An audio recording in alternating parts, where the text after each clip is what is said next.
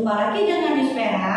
Hari ini kita akan beribadah online dari kelas 1 sampai kelas 3. Tapi sebelumnya kita berdoa dulu. Ayo lipat tangan dan tutup matanya. Doa kita mulai. Tuhan Yesus, terima kasih atas semua kebaikan Tuhan di dalam kehidupan kami. Kami tahu Tuhan Yesus sangat mengasihi kami. Hari ini kami mau mendengarkan firman-Mu ya Tuhan. Kami perlu tuntunan Tuhan supaya kami dapat melakukan apa yang Tuhan Yesus ajarkan kepada kami. Kami mau menjadi anak-anak yang baik dan yang manis. Terima kasih ya Tuhan. Di dalam nama anak-Mu Yesus Kristus kami berdoa. Amin. Ayo kita mau naikkan pujian buat Tuhan kita Senin Selasa.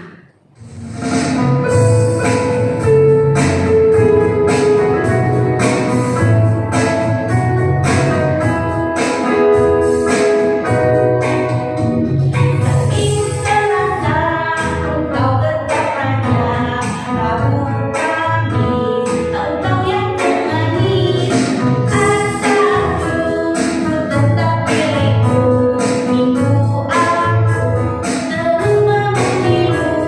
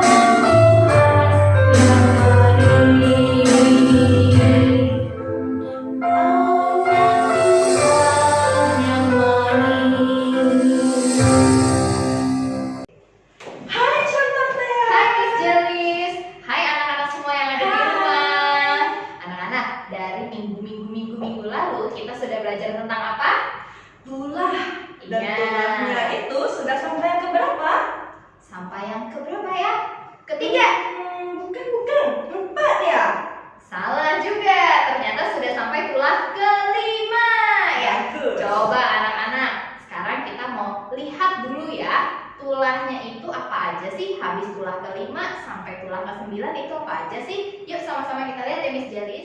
Lihat yang keenam. Apa itu? Wow, apa itu Miss Jelis? Itu adalah barah. Aduh, ngeri sekali loh kalau kena barah. Nah, anak-anak penasaran? Nanti kita akan lihat ya seperti apa cerita tulah ke-6. Lalu tulah ke-7 apa ya? Apa ini anak-anak? Apa ini contohnya? Wah, ini sepertinya salju.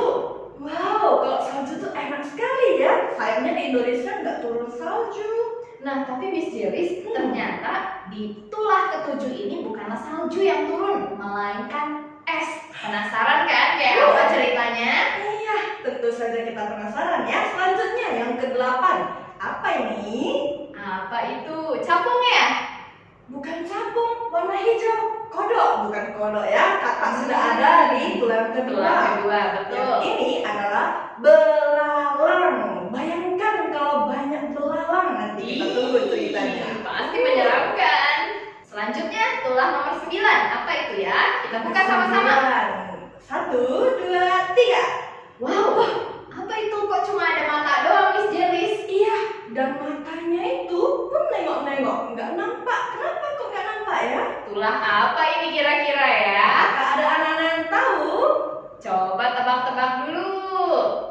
Apakah karena mati lampu? Wah, kalau mati lampu, jadi kondisinya sangat terang atau sangat gelap tuh?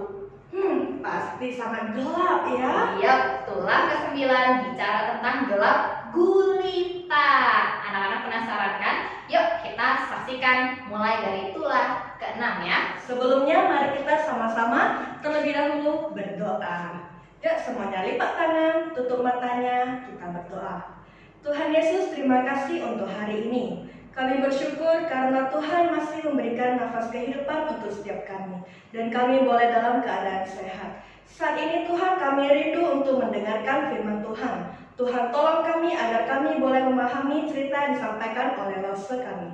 Terpujilah Engkau Juru Selamat kami yang hidup. Amin. Nah, untuk tulah yang ke-6. Lihat. Sudah 5 kali diberi hukuman, masih saja nakal. Raja Firaun ini masih tetap nakal. Karena itu diberikan tulah yang ke-6. Sudah tahu kan? Barah. Nah, barah ini adalah seperti bisul-bisul dan ini bisa memecah. Nah, kalau sebelumnya di tulah yang ke-5 kita sudah tahu itu adalah penyakit sampar. Itu menyerang hewan-hewan. Nah, yang ke-6 ini bisa menyerang manusia dan hewan. Selama tulah 1 sampai 5 sudah banyak orang yang menjadi korban. Banyak hewan-hewan yang meninggal. Semua terkena dampaknya. Tapi untuk orang-orang yang masih ada hidup di sana itu terkena barah. Nah, Tuhan menyuruh Musa dan Harun mengambil jelaga. Jelaga itu apa ya? Nah, jelaga itu mirip seperti debu. Tapi debunya ini bukan seperti debu-debu yang kita temui di tanah-tanah. Debu ini asalnya itu dari sisa-sisa arang, bakaran arang ya. Nah, debu-debu ini, debu arang ini diambil kemudian dihempaskan ke udara. Sehingga semua orang terkena bisa menjadi terkena penyakit barah. Nah, akhirnya mereka terkena penyakit barah tidak hanya manusia ataupun hewan, bahkan dewa-dewa yang ada di Mesir sekalipun terkena penyakit barah. Tidak ada satu orang pun yang bisa meloloskan diri dari tulah yang diberikan oleh Tuhan, kecuali di tanah Goshen ya, tidak ada satu orang pun yang terkena. Nah, ini menunjukkan bahwa apa? Tuhan memiliki kuasa untuk semua orang, bahkan dewa-dewa pun tidak mampu menjaga dirinya, tidak mampu membebaskan dirinya dari tulah yang ke-6 ini. Nah, anak-anak sudah tahu tulah yang ke-6 kan? Barah, dan ini adalah penyakit yang cukup sakit ya, menderita sekali. Itu adalah tulah yang ke-6. Kita akan menyaksikan dan mendengarkan cerita tulah yang ke-7. Nah, anak-anak, kita tadi sudah mendengar tentang tulah ke-6, penyakit yang sangat menyeramkan yang ada di Mesir. Tapi anak-anak ingat, bangsa pilihan Tuhan, yaitu bangsa Israel, satu pun tidak ada yang sakit. Nah, sekarang kita mau belajar tulah ke-7. Anak-anak, siapa di sini yang suka melihat hujan? Kalau hujan, cuacanya enak ya, jadi sejuk dan dingin ya. Tapi anak-anak coba bayangkan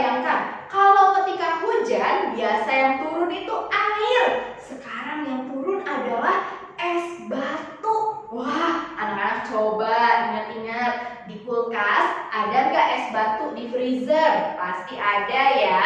Nah, es batunya itu kalau kecil-kecil ya mungkin tidak sakit ketika jatuh terkena tubuh kita. Tetapi kalau es batunya besar-besar, kira-kira sakit nggak kalau kena tubuh kita? Pasti sakit.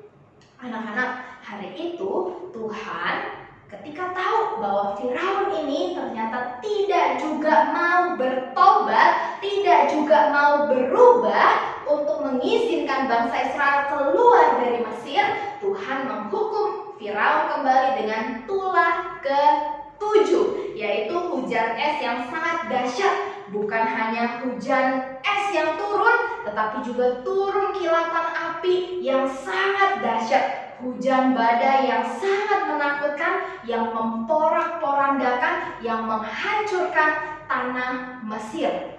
Nah, anak-anak, tulah ke-7 ini menunjukkan bahwa Tuhanlah yang berkuasa atas langit dan bumi. Bahkan Tuhan punya kuasa yang sangat dahsyat untuk mendatangkan badai dan meredakan badai. Anak-anak, Firaun sudah nakal, maka dia dihukum oleh Tuhan dengan cara Tuhan mendatangkan hujan es yang sangat dahsyat supaya Firaun menyadari siapa yang sedang dia lawan. Yang sedang Firaun lawan adalah Tuhan pencipta langit dan bumi. Hujan es yang begitu dahsyat ini membuat Mesir menjadi ketakutan. Seluruh orang yang ada di tanah Mesir menjadi ketakutan karena hujan yang begitu dahsyat. Tetapi apakah Firaun mau bertobat? Apakah Firaun mau berubah menjadi lebih baik lagi? Nanti kita lihat ya. Sekarang kita akan mendengar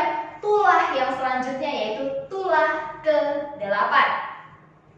Nah, anak-anak, tadi sudah kita mendengar tulah ke-7. Sekarang kita sama-sama langsung melihat tulah yang ke-8. Tulah ke-8 ini sama berkaitan dengan hewan seperti tulah kedua, ketiga, dan keempat. Lalu juga anak-anak, tulah ke-8 ini Tuhan mendatangkan hewan yang bernama belalang. Anak-anak, pasti di sini ada yang suka tangkap belalang ya. Anak-anak, kalau belalangnya hanya 1 atau 2 masih kita berani ya, dan masih mungkin anak-anak berpikir, ih lucu binatangnya gitu ya. Nah, tapi anak-anak, kalau belalang yang datang itu sudah ratusan ribu, jutaan, apakah masih lucu? Apakah masih menyenangkan? Tentu tidak, menjadi menakutkan dan menyeramkan.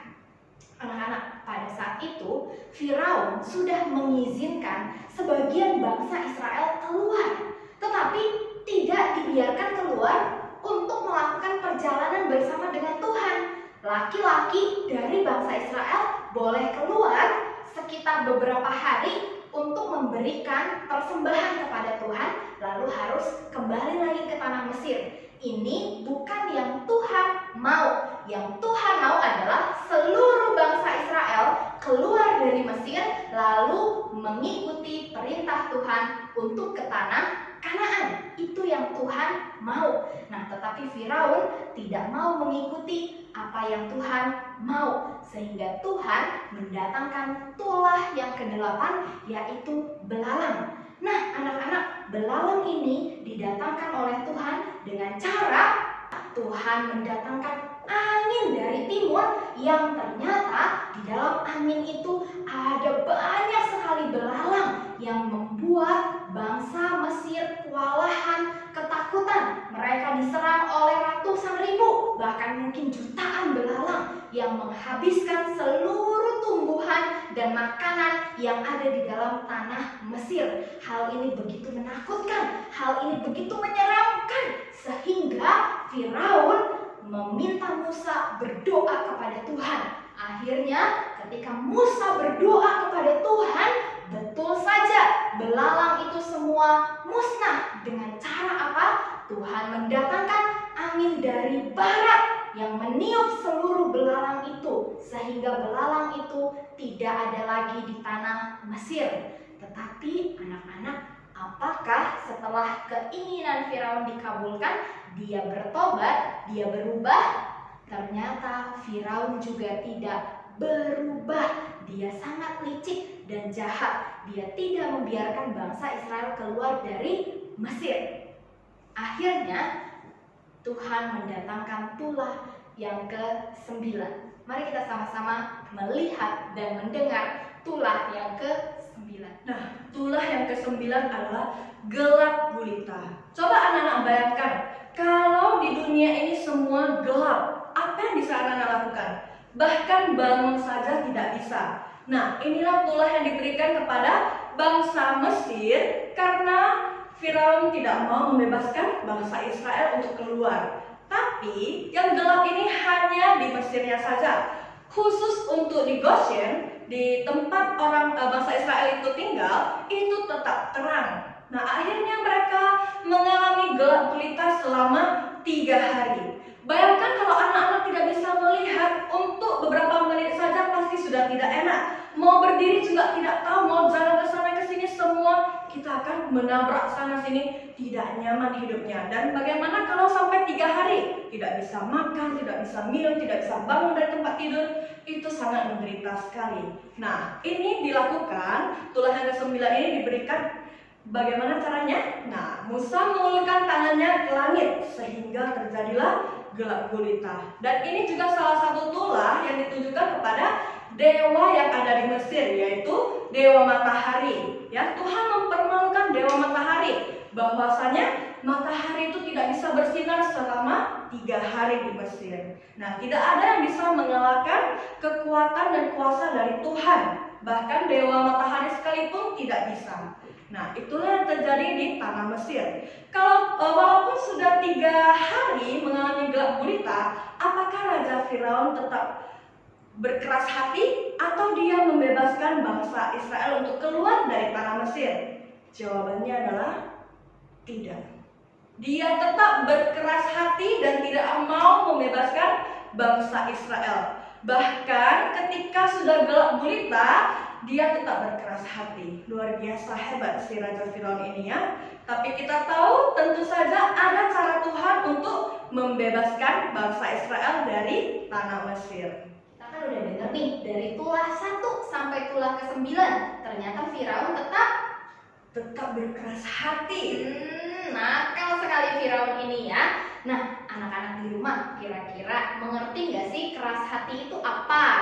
Yo, Miss Jelis, kira-kira keras hati itu apa sih? Jadi sikap keras hati ini adalah orang yang tahu bahwa dia itu salah, tapi dia tidak mau melakukannya, dia tidak mau berubah. Pokoknya begini, saya maunya ini. Tidak mau lagi dia berubah, tidak mau melakukan yang sebenarnya yang baik itu. Wah, jadi misalnya contohnya gini ya Miss Jelis. Misalnya nih, aku disuruh mama untuk makan sayur di rumah, tapi aku nggak suka. Nah, aku tetap berkeras hati. Pokoknya meskipun sayur itu baik untuk saya, tapi saya nggak mau makan. Apakah seperti itu? Iya, itu salah satu contohnya ya. Apalagi kalau misalnya anak-anak sedang main game, contohnya main COD. Waduh, Ketika sedang main, lalu mamanya bilang, ayo Cecil, makan dulu, baru nanti lanjut main. Nanti setelah satu ini, aduh malas sekali mau makan. Nah, itulah salah satu berkeras hati. Pokoknya tidak mau. Ngapain sih makan, nanti aja nggak lapar. Padahal yang diberitahu mama itu adalah hal yang baik, tapi tidak mau melakukan. Nah, anak-anak, kalau hari ini kita sadar kita punya sikap keras hati, yuk sama-sama kita bertobat. Bertobat artinya apa? Berubah dari yang jahat menjadi baik, bukan berubah dari yang baik jadi jahat ya. Betul sekali Miss Jelis ya. Berubah dari jahat jadi baik, dari yang tidak mau mendengar jadi mau mendengar ya. Apakah anak-anak mau bertobat? Tentu mau dong. Yuk, kalau kita mau sama-sama bertobat, kita baca dulu ayat hafalan kita hari ini. Yuk, baca sama-sama yuk Miss Jelis. 1, 2, 3. Ibrani 3 ayat 15. Pada hari ini, jika kamu mendengar suaranya, janganlah keraskan hatimu seperti dalam kegelapan. Nah, dari ayat firman Tuhan hari ini, Miss Jelis, kita belajar. Kalau misalnya hari ini kita tahu kita punya sikap keras hati, mari kita sama-sama bertobat. Yuk Miss Jelis, kita berdoa ya. Tuhan Yesus, terima kasih hari ini kami boleh belajar dari ke-9 tulah. Tuhan, kami tahu betapa kerasnya hati Firaun, dan seringkali kami juga sebagai manusia memiliki sifat yang sama, yaitu keras hati. Tuhan Yesus tolong supaya kami dapat berubah jadi anak-anak yang lebih baik lagi, tidak menjadi anak-anak yang keras hati, anak-anak yang mau mendengar dan mau taat kepada perintah mama, kepada perintah guru-guru, terlebih kepada perintah Tuhan Yesus. Dalam nama Tuhan Yesus kami berdoa, amin. Yuk kita sama-sama ucapkan doa Bapa kami. Bapa kami yang di surga, dikuduskanlah namamu, datanglah kerajaanmu, jadilah kehendakmu di bumi seperti di surga. Berikanlah kami pada hari ini makanan kami yang secukupnya, dan ampunilah kami akan kesalahan kami, seperti kami juga mengampuni orang yang bersalah kepada kami. Dan janganlah membawa kami ke dalam pencobaan, tetapi lepaskanlah kami daripada yang jahat. Karena Engkau yang punya kerajaan dan kuasa dan kemuliaan sampai selama-lamanya. Amin. Nah anak-anak, kita punya 3 pertanyaan. Oke, pertanyaan pertama, apakah tulah yang ke-9? Bagus. Yang kedua, dari arah mana belalang itu datang dan dari arah mana belalang itu disingkirkan? Oke, itu udah pertanyaan kedua ya. Pertanyaan yang ketiga adalah apakah arti dari jelaga? Oke, itu aja pertanyaannya. Kirimkan jawabannya ke wali kelas segera. Oke, sampai jumpa anak-anak. Tuhan Yesus memberkati.